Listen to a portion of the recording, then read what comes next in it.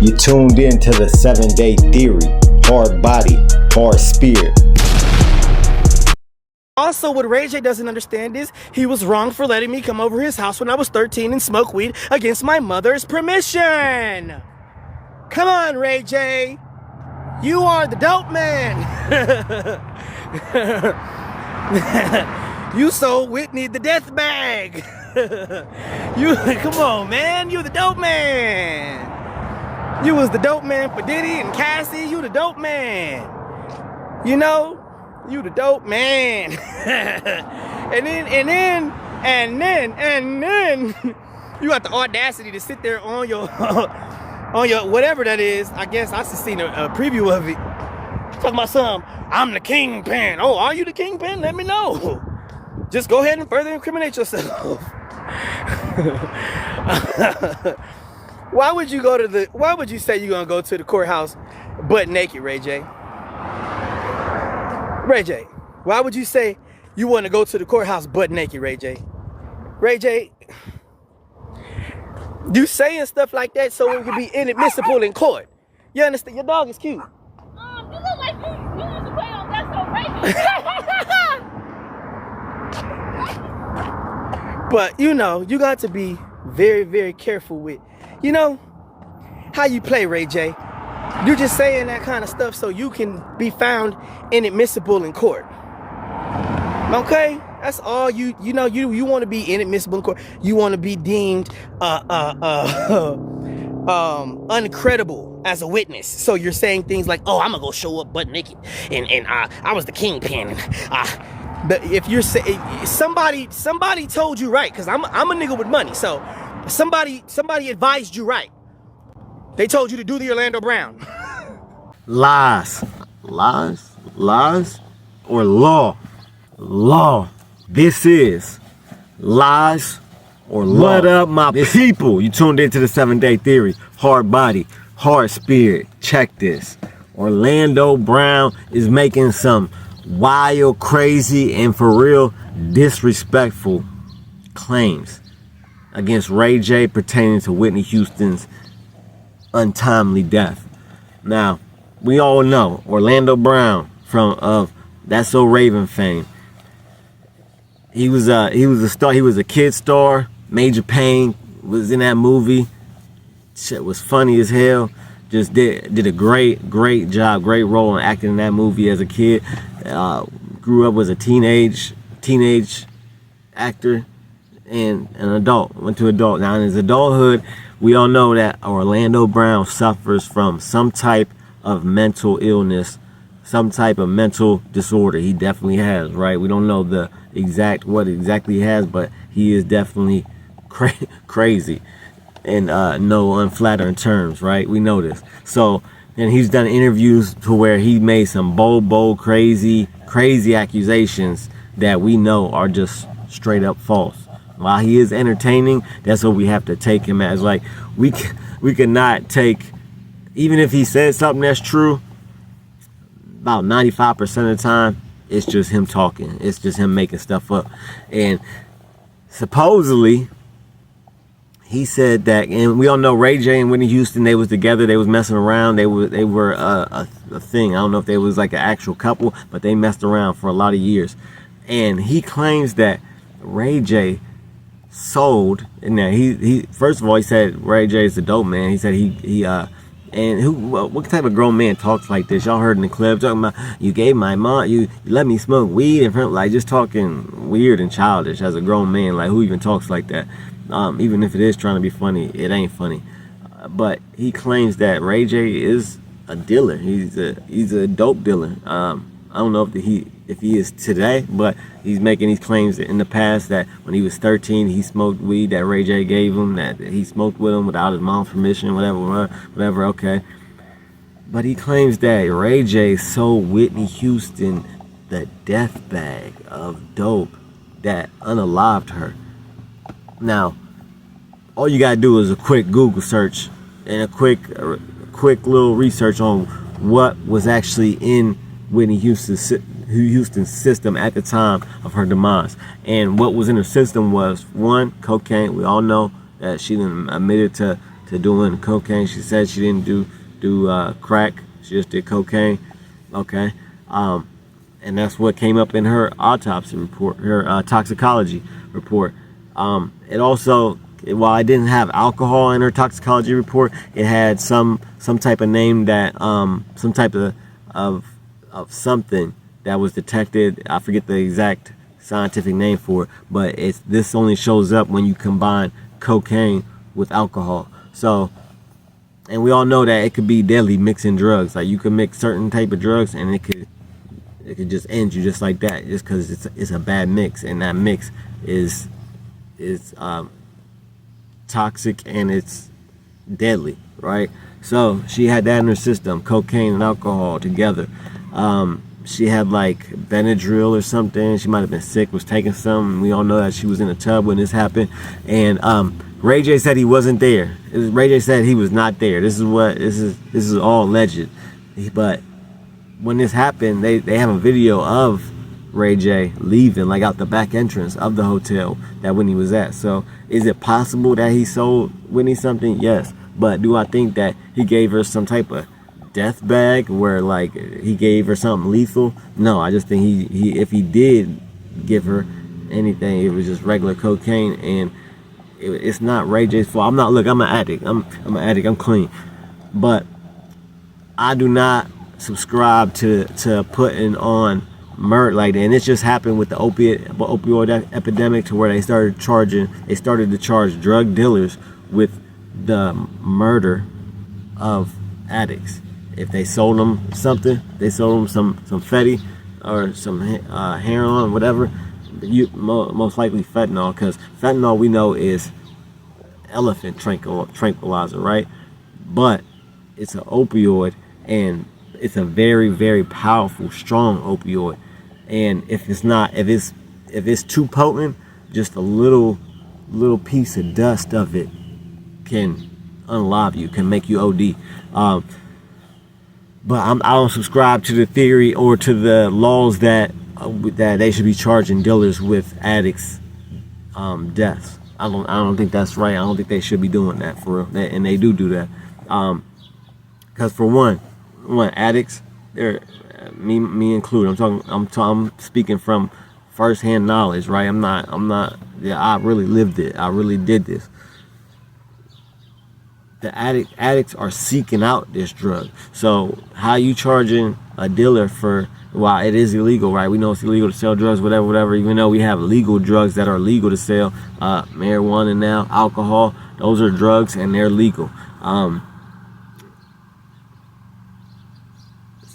So if an addict is seeking out these drugs, they're not going to a pharmacy or pharmacist and getting this drug that's been FDA approved and they know the strength and it has all the warnings and it's mixed right, and it's in pill form and it's exactly what it says it is. Addicts are buying drugs off the street. It's not. There's no regulations or nothing on what they're getting. They could be literally getting anything. They don't know what they're doing, and we use it, not knowing that this might be the bag that unalives you, right? So, with that said, addicts have all that knowledge of that. They're putting their life at risk by doing these drugs from somebody that's on the street that's not regulated. So you're already taking a risk right there, and addicts are the ones seeking it out. So if they didn't seek it out, there'd be no death to even happen if they didn't seek it out. So they want this, right? And a lot of times the sick part is, a lot of times with addicts, especially opiate addicts, fentanyl addicts, they will, not myself, I really didn't think like this, or I didn't do this, but a lot of addicts, if they hear somebody OD'd, right, and not just OD'd and made it and stayed alive, because you can OD and get saved and not be, you can get Narcan or you can survive the overdose. But a lot of times when addicts hear that somebody OD'd and they were unalived by it, they will go and they will want to know where they got that type of fetty from, where they got that type of fetty from that overdosed them and unalived them, and so that they can go to that person and get the same exact substance, because they know that it's very powerful. That's real good because it unalived that person, and it's really sick because think about it. Your addicts are wanting to get this thing that just unalived somebody. Like that's how crazy. That's the crazy state of mind that addicts be in at the time. To when you're in active addiction, you're like, you always want the best stuff. You always want the strongest stuff, right? Because even though it's strong, you're thinking in your head, well, okay, I'll just do a little bit. I won't do as much. Or like you think that you're different, right? As an addict, you can hear somebody overdosing and being unalived, and you'll think, oh, well, that's not gonna happen to me. And that's like you won't even think twice about it. You straight up believe that it will not happen to you, even though there's a good chance that it could, or it might, or it will, right? So we are seeking out these things, and we want these things. So putting the murder on the dealer, I don't believe in that at all, because the addicts or we ourselves are seeking it out. We're trying to get it, right? We're trying to get it. And if it wasn't for us trying to buy something, if there was no demand, there'd be no supply. So it's because of us that we're being unalived. It's because of us that there is a demand for this stuff. Because there's so many, it's like I said, it's an epidemic. They considered it an epidemic, nationwide epidemic back in like, what was it, 2016, 2017, something like that. So I wouldn't put that fault on Ray J. And then for two, it's not, she didn't have opioids, she didn't have no opiates, she didn't have no fatty in her system. So it was just regular cocaine. Like Rick James said, Rick James said, it's a hell of a drug, right? But you don't hear a lot of people being unalived by cocaine, right? It's really rare. We had Chris Farley, he OD'd, but a lot of times, the cocaine, it makes your heart beat faster. That's why you can have a heart attack. It like while fentanyl slows down your heart rate and your breathing, cocaine has the opposite effect. It's an upper. It makes your heart beat faster. Okay, so because of that fact, because it doesn't stop your breathing like that, you don't hear of a lot of people overdosing on cocaine. Very, very, very rarely. That's why cocaine addicts a lot of them can get into the older ages because it's hard to overdose on cocaine.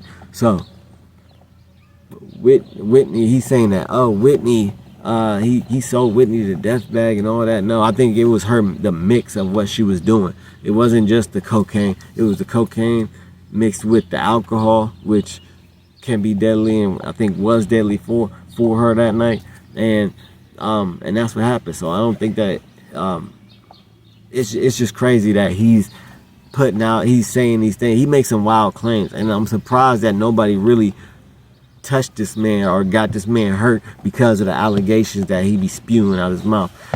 We cannot believe anything for real. We didn't heard him say just wild stuff. This is up there with some of the craziest stuff.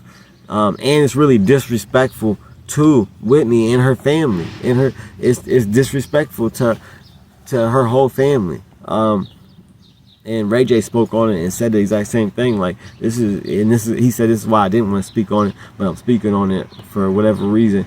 And he was saying like, yeah, it's disrespectful to say this type of stuff about her. It's wildly disrespectful. Talking about you sold her the death bag and you making it, and he really making it like it's a joke. It's not a joke. It's not funny. This woman really got unalived because of her addiction. Addiction really took her life from her, and it's sad. It's sad for her.